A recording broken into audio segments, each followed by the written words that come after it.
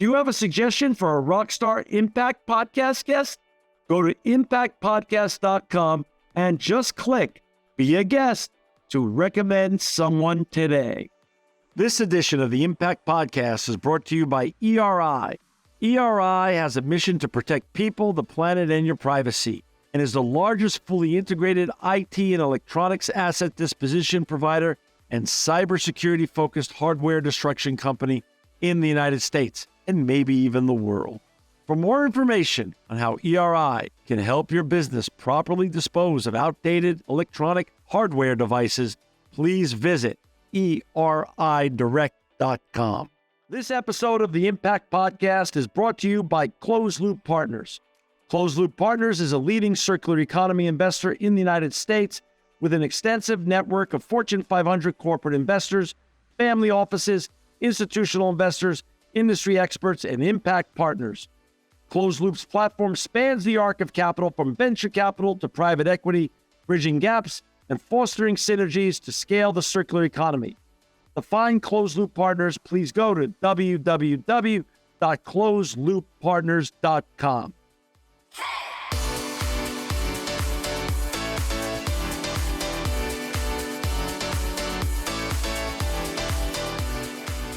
Welcome to another edition of the Impact Podcast. I'm John Shigarian. I'm so excited and honored to have with us today Maury Wolfe. She's the Vice President of Corporate Responsibility and Social Impact at Cox Enterprises.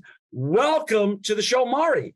Thank you. So excited to be here, John. You know, Maury, before we get going about all the important and impactful things you and your colleagues are doing at Cox Enterprises, can you first share a little bit about your background, where you grew up, how you got on this journey, who influenced you, and things of that such? Yeah, I grew up in Atlanta, Georgia. So this is sort of full circle. Cox Enterprises is based on, I'm now back in my old neighborhood. But what I didn't have when I was sort of thinking about careers were jobs like these. They simply didn't exist. The corporate sector was not focused on having career paths in purpose, in social or environmental impact. And it was sort of by process of elimination, as I think most do when they're 18 through 20 and try to figure out what to do with their lives. But the thing I cared most about was the environment. I had sort of a natural passion and calling for it, and thought, since it's what interested me the most, that I wanted a career there. But the career paths were pretty limited. You either did environmental compliance, which didn't sound all that exciting to me. Right. I didn't want to go to law school, so that limited some things. And so I really focused in on the nonprofit sector and thought that that's where I would spend my career.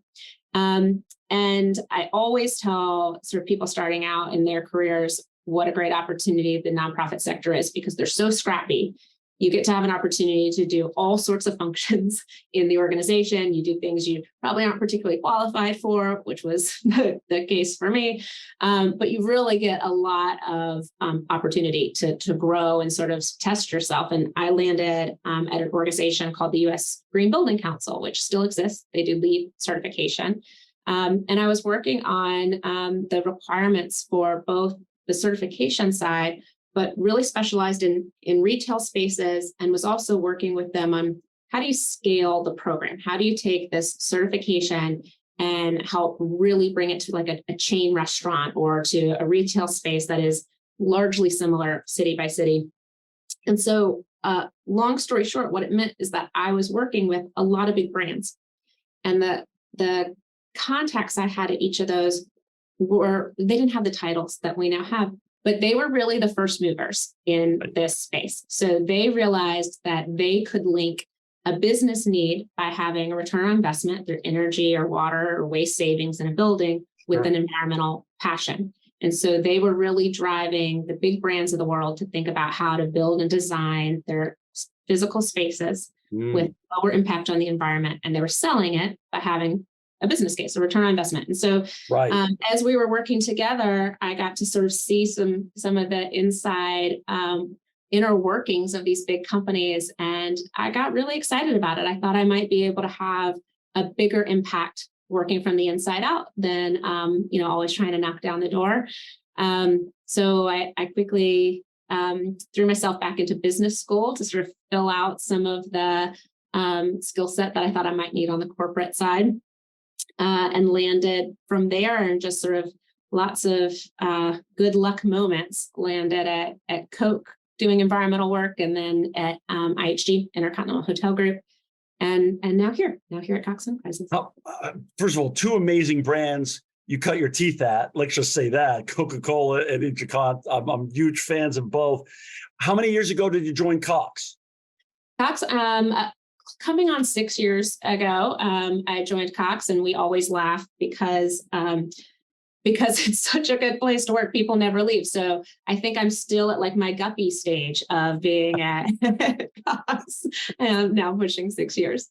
Did prior to you coming in, did they already have a very vibrant corporate responsibility and social impact division, or were you given a blank page and you had to start from scratch?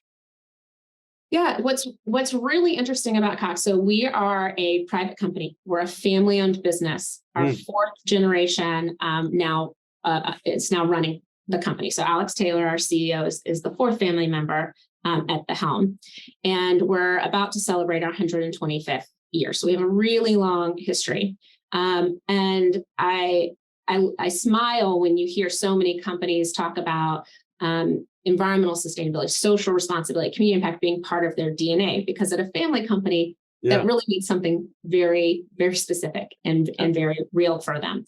And this really has been part of the ethos of this company from the very beginning. We talk about Governor Cox, who was our founder. He was the governor of Ohio for a while, which is why we call him Governor Cox.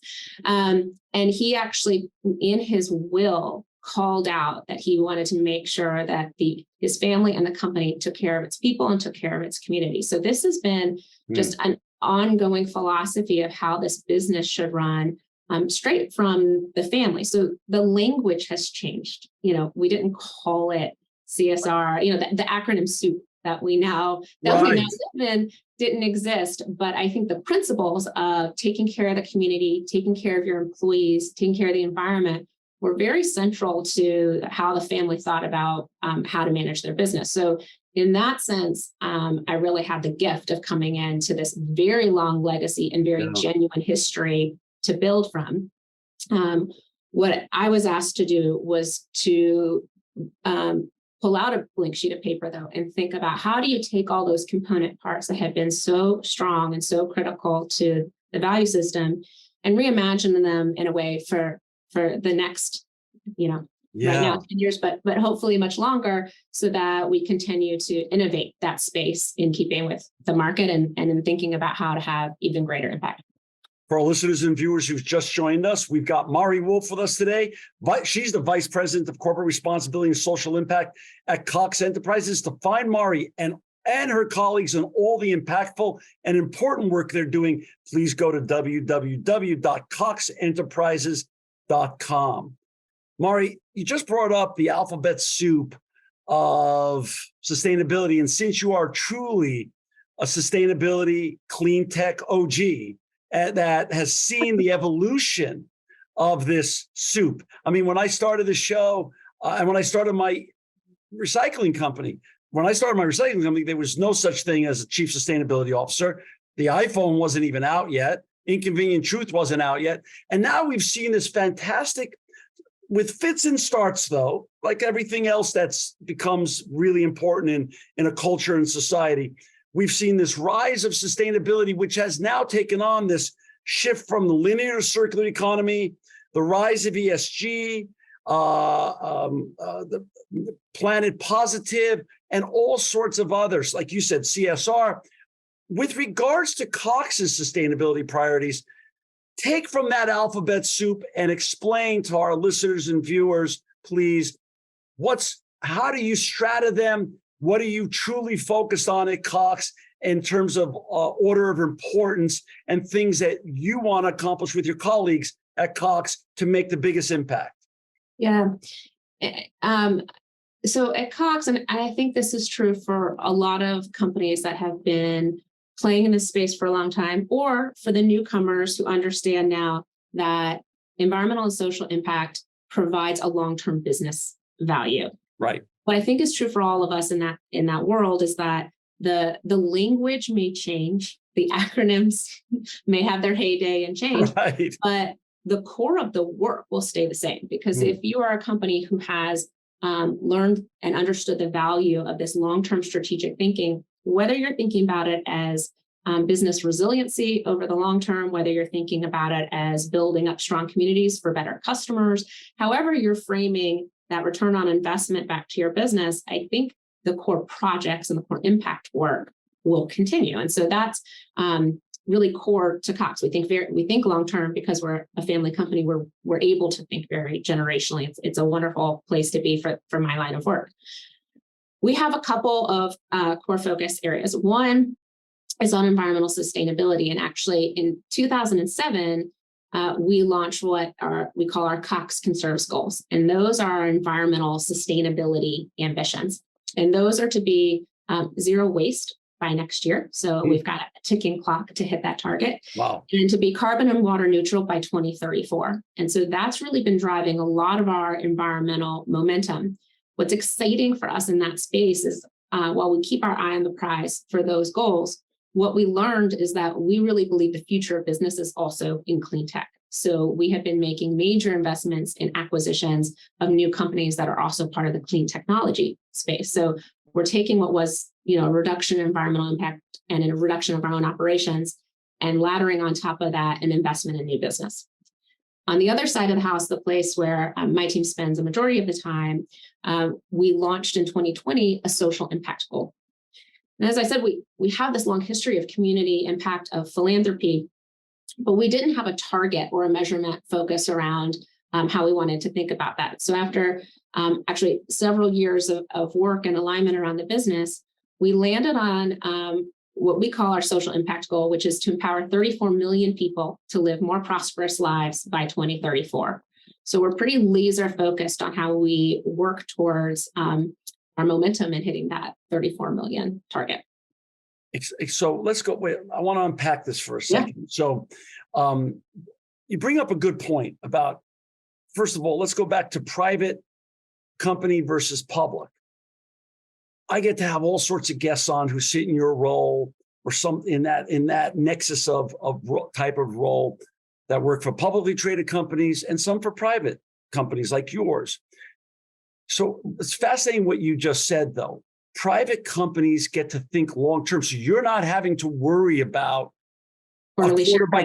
quarterly earnings, quarterly reports, and having to prove everything on such a short-term basis when you're really thinking generationally in your decision-making and your team's decision-making. Yeah, that's absolutely right. It is a tremendous gift because so much of this work, particularly in the social impact space, takes a long runway. You're talking about change in communities, you're also talking about change that impacts people. And while you may know you accomplished a good project overnight, you don't actually know, you don't see the measurable impact of that for some time. And so the gift of being at a private company is that you really can think about some really stretched long-term targets and have the flexibility to go chase them. When you talk about your sustainability priorities, so you talked about zero waste. How hard is it to get to that goal? I know you're on a ticking timeline here, but from your perspective, was that low-hanging fruit or truly a pretty high hurdle that you're close to getting at? It was a really high hurdle. I'm really optimistic about where we will land next year hitting that zero waste target. But we have several different business lines. So we have newspapers. So we own the Atlanta Journal-Constitution, among others. So it provided that business model with paper provided a great opportunity for recycling infrastructure, but also it's a consumer good that is going out into homes. We also have Cox Communications, which is our internet broadband division. That has, wire infrastructure that you're putting out. It has cable boxes going into people's homes. So then you have an added element of how do you get material back from all these individual residential customers. And then you've got what was really interesting for us is within Cox Automotive. So we have an automotive division, which has Kelley Blue Book and Auto Trader. It also has a number of businesses in the portfolio that are really business to business web. But the most challenging part was our Mannheim auction. So in the used car market, most, I think over 70% of the cars in the United States go through our Mannheim auctions, where they're moved around the country, they're bought and sold.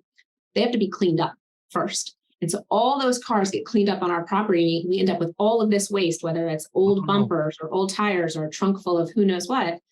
And so you really have a challenge in figuring out what to do with the end of life of all of these materials that are so different. So unlike a newspaper plant where you have the same paper rolling through, the automotive division really proved challenging for us in thinking about how we have this really mixed waste challenge that we had to go out and tackle. So it's been really several years and very frontline grassroots engagement to get our employees excited about being a part of this. And one of the great things that some of our colleagues leading waste have done is they publish how each location is doing. And so they get ranked in sort of a silver, gold, platinum scale. They get to celebrate when they're doing really well on their waste accomplishments, but it allows the frontline employees to be a part of feeling like they're hitting a really big challenge. Well, you bring up a great point. Just like we had the rise years ago and the necessity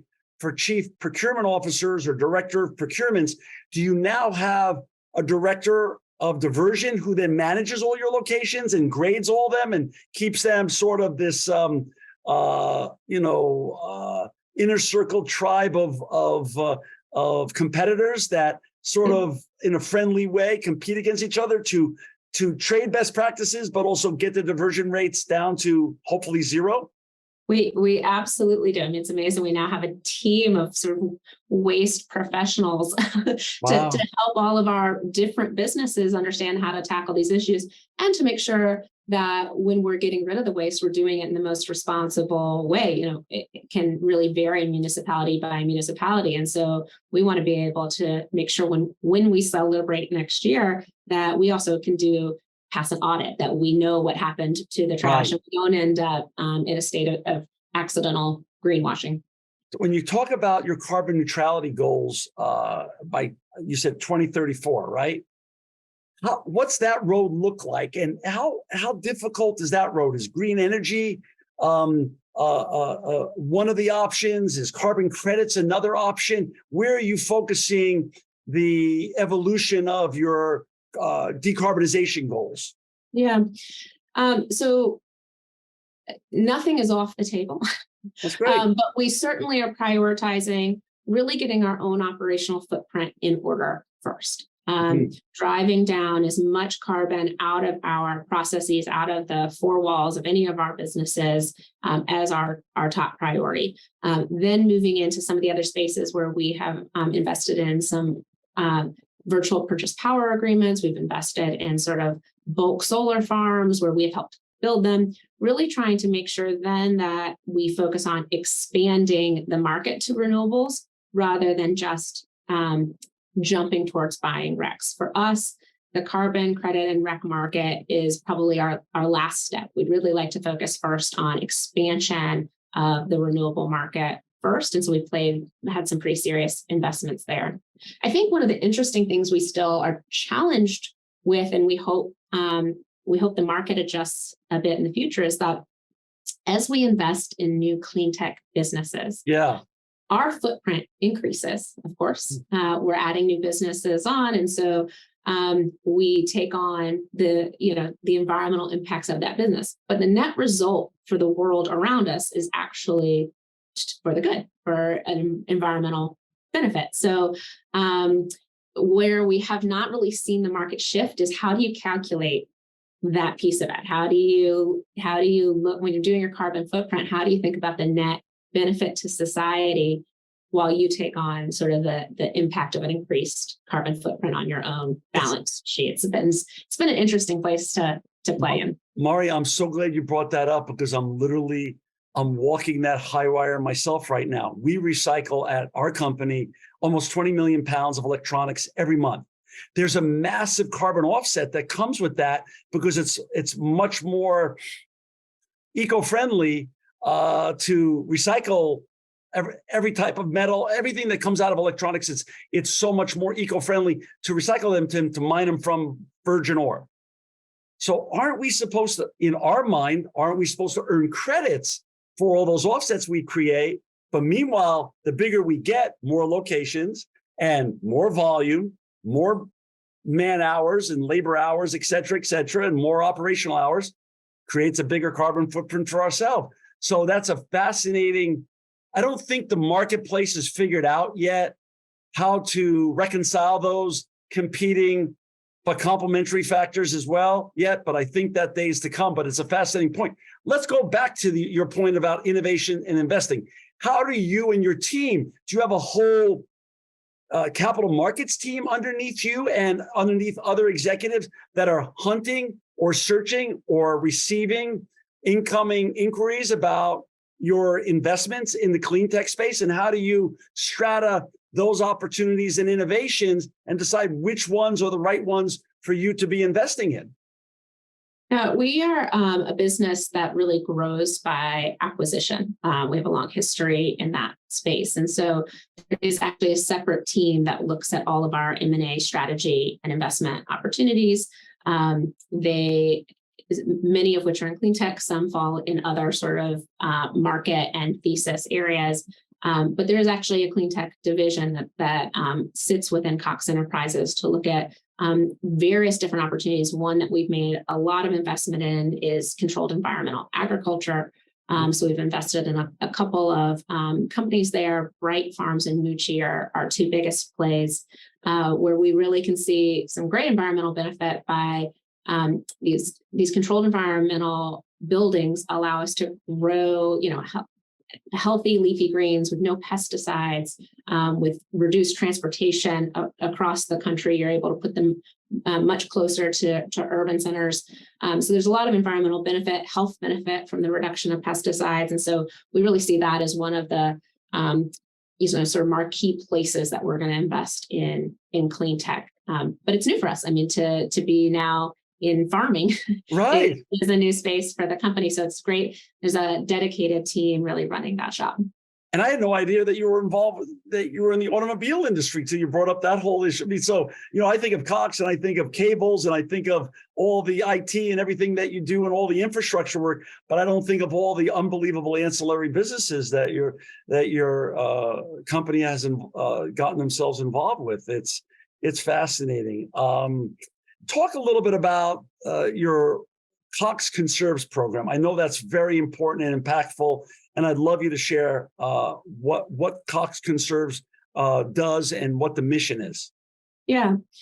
So this was really back in 2007. I can brag on them because I wasn't here, so it wasn't my work. Our chairman at the time, Jim Kennedy, really pushed the company to think about what does good environmental stewardship look like. And these goals were, environmental goals were pretty rare at the time at the company, at the corporate sector. And so he just really pushed the team at that time to think about where should we be going from an environmental conservation. It was a passion point for him. He just really believed in taking care of the environment, that as does our current chairman, Alex Taylor, that this is one of the societal imperatives of our time. And the folks who were here, the engineers who were in role at that time, said they did, as all good engineers would, a number of calculations, tracking how they thought the company would grow and what that would mean for reduction and what good might look like in absence of any of the frameworks that now exist today. And the family lore is that they kept giving these proposals and just kind of getting the head shake no, that it didn't quite feel right, until they finally just said, how about we get to zero? How about the impact is zero? And legend has it, that was the answer. And so long before there were these definitions around the goal, we established that as sort of the hallmark, that we would try to have zero impact on the environment. And so now that the market is shifting and there's definitions and science-based target initiative and so many other things, we have to continue to keep our eye on that and make sure that we're keeping up with any new ideas, innovating our own goals with the times. But the ethos really will continue to stay the same, that the idea is to have, take our fair share out of the market. Understood. How much has been invested in Cox Conserves, and how does that look on an annual basis?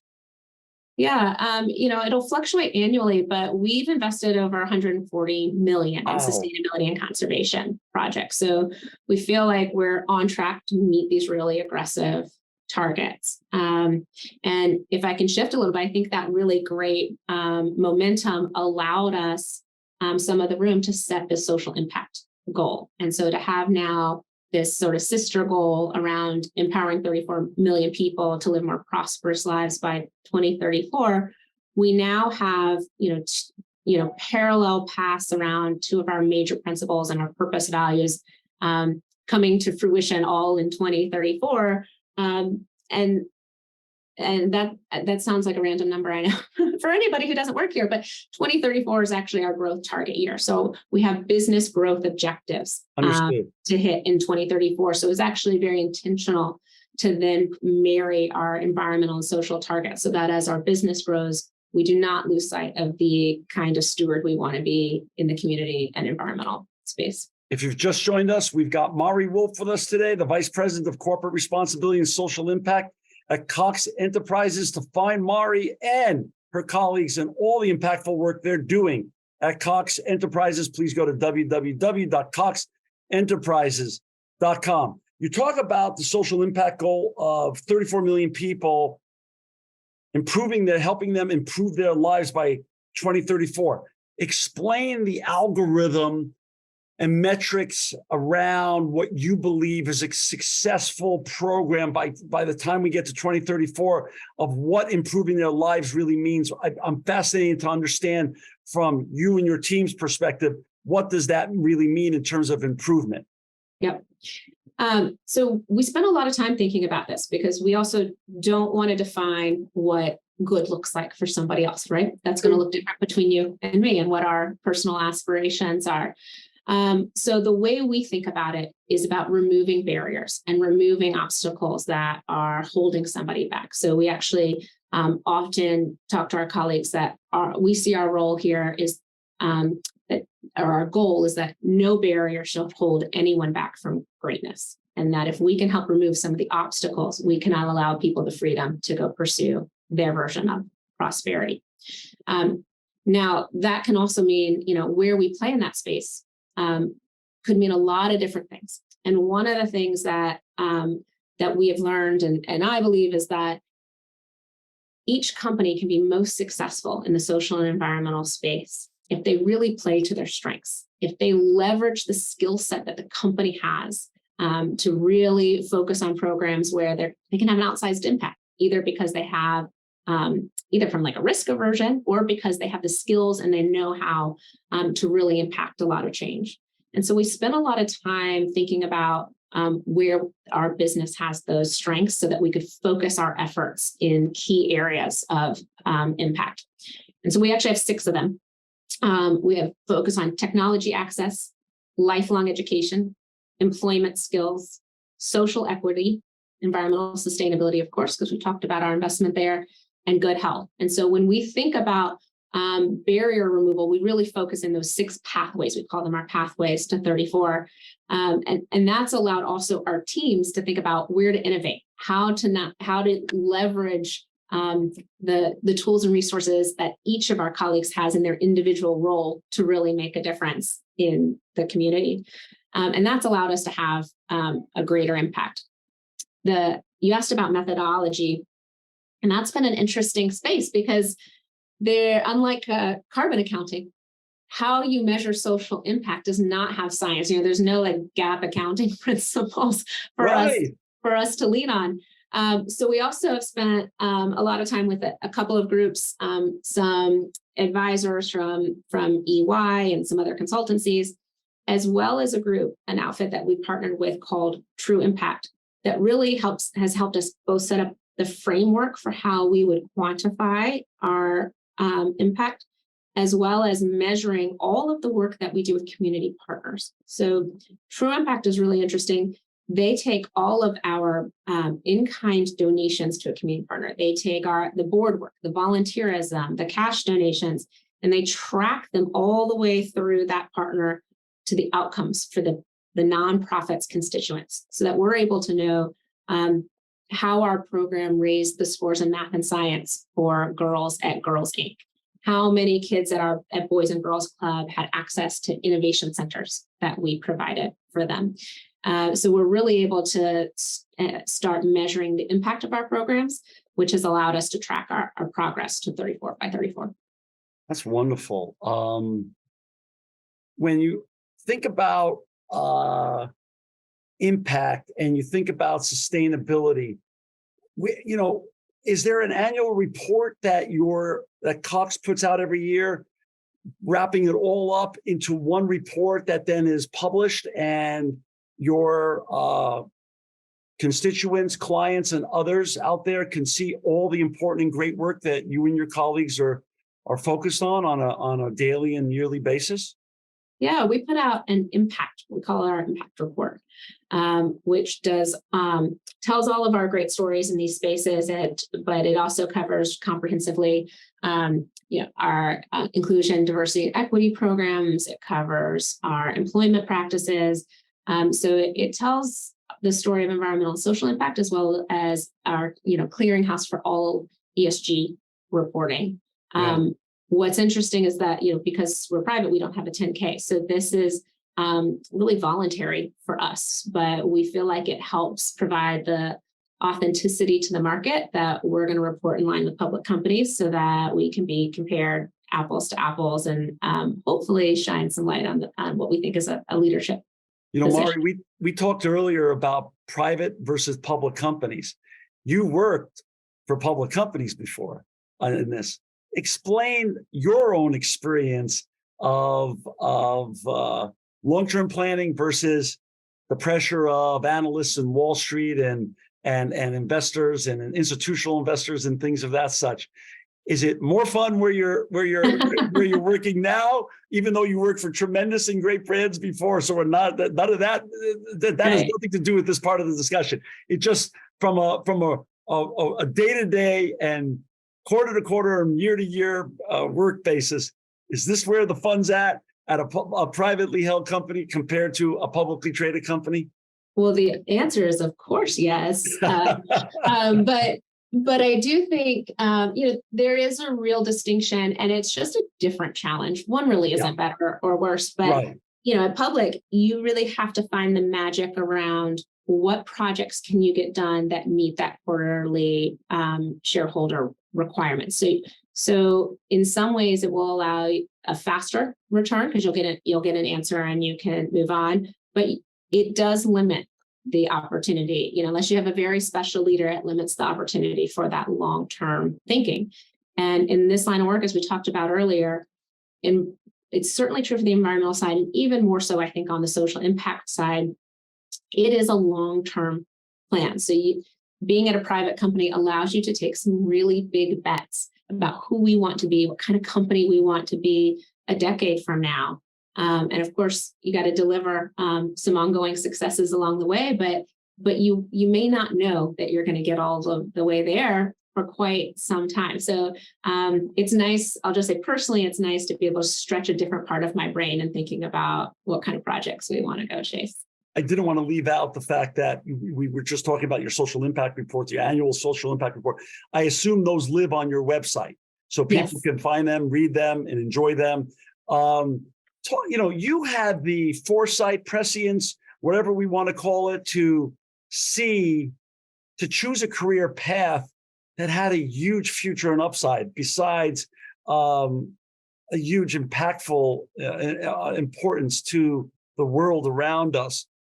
There's a new generation that now, you were, I believe, much rarer than you were the anomaly back then. Oh, they all thought I was crazy. There you go. Until they think you're a genius. And now, so many people, so many of our young listeners around the world watch these shows and email us and want to be the next Maury Wolfe. So if you could talk to your 18-year-old self and 22-year-old self and where inflection points happen in life, what advice would you give this next generation that now understands and knows the importance that, yeah, we all got to make a living to pay the bills, keep the lights on, buy the groceries, etc.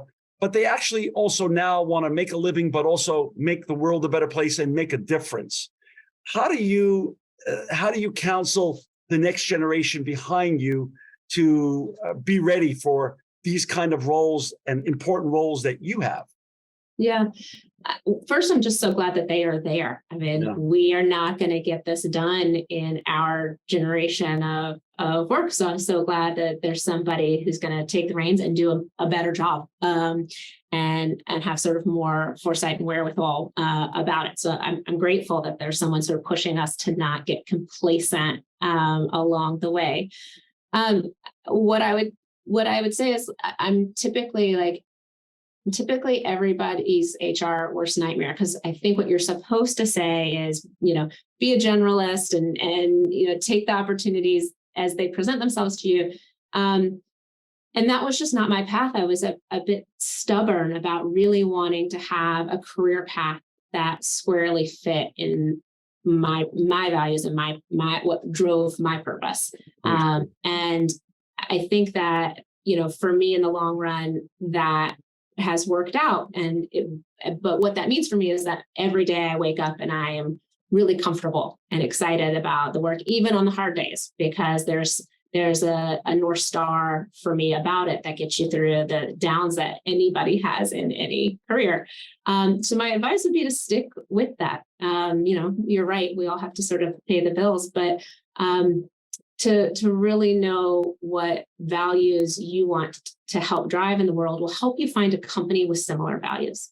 And then you can have flexibility about what the job is. Because I think just as these careers didn't exist when I was starting to think about the job market, there are careers that I think probably don't exist right now. This will continue, right. The space will continue to evolve and grow. You and I have both just talked about examples of for-profit companies that are value additive from an environmental perspective. There will be people running those and changing those. And so there will be all types of careers. So I would really focus on finding the place that aligns with your purpose. You talked about the hard days and getting out of bed. What gets you the most excited and jazzed? You're 6 years into it, but as you said, you still feel as one of the rookies on the team or guppies on the team. Yeah. Where what excites you every day now about the great and important work that you're doing? Yeah, there's two things. So while I won't geek out about how we calculate 34 by 34 anymore, those numbers are representative of people. And actually, we just did our update, and since 2020, we have empowered 6 million people to live more prosperous lives through our business and our program. And what we do spend a good deal of time on is capturing each of those stories, because we don't want to lose sight in the data that those are humans and people, and and there's many who touch it. There's employees who are driving programs of change and investment opportunities. And then there are recipients in our community who are having a different trajectory. And so that every day reminds me how exciting this space is and how meaningful it can be. The other piece of that I love is that we do not know how we are going to get there. We did not build the goal to empower 34 million people based on a business as usual path. We looked at all of the barriers that are holding back people in the United States. And then we looked at our 6 pathways, and we found that it was about 30 to 40 million people facing those particular barriers. And so 34 million was our best guess at how many people needed the change, needed to have some barrier or obstacle removed. And we might not get there, but we wanted our goal to be about solving the problem and not just solving a piece of it. And so we will have to innovate. We will have to find new solutions. And that idea of that constant innovation is just incredibly exciting. It actually it sparked for us a program we have in Atlanta called Techstars for Social Impact, where we actually take a cohort of 10 startup companies through every year who are solving social and environmental challenges. These are tech companies, they're for profit, and we take them through this accelerator program, and we get to learn and grow with them about all the new ideas and innovations that are going to disrupt the business but solve social and environmental problems. And it's things like that where we get to wake up and think about how do we do this better or differently or grow or scale, that I think is pretty exciting. Well, it's pretty exciting to have people like you on our show, Maury. Thank you for joining us today. You're always welcome back on the Impact Podcast. For our listeners and viewers to find Maury and her colleagues and all the important and impactful work they're doing in CSR, sustainability, social impact at Cox Enterprises, please go to www.coxenterprises.com. Maury, thank you for the work that you do. Thank you for sharing it with our listeners and viewers today. And thank you for making the world a better place. Thank you. Thanks for having me. I appreciate it. This edition of the Impact Podcast is brought to you by Engage. Engage is a digital booking platform revolutionizing the talent booking industry. With thousands of athletes, celebrities, entrepreneurs, and business leaders, Engage is the go-to spot for booking talent, for speeches, custom experiences, live streams, and much more. For more information on Engage or to book talent today, visit letsengage.com. This edition of the Impact Podcast is brought to you by ERI. ERI has a mission to protect people, the planet, and your privacy, and is the largest fully integrated IT and electronics asset disposition provider and cybersecurity-focused hardware destruction company in the United States, and maybe even the world. For more information on how ERI can help your business properly dispose of outdated electronic hardware devices, please visit eridirect.com.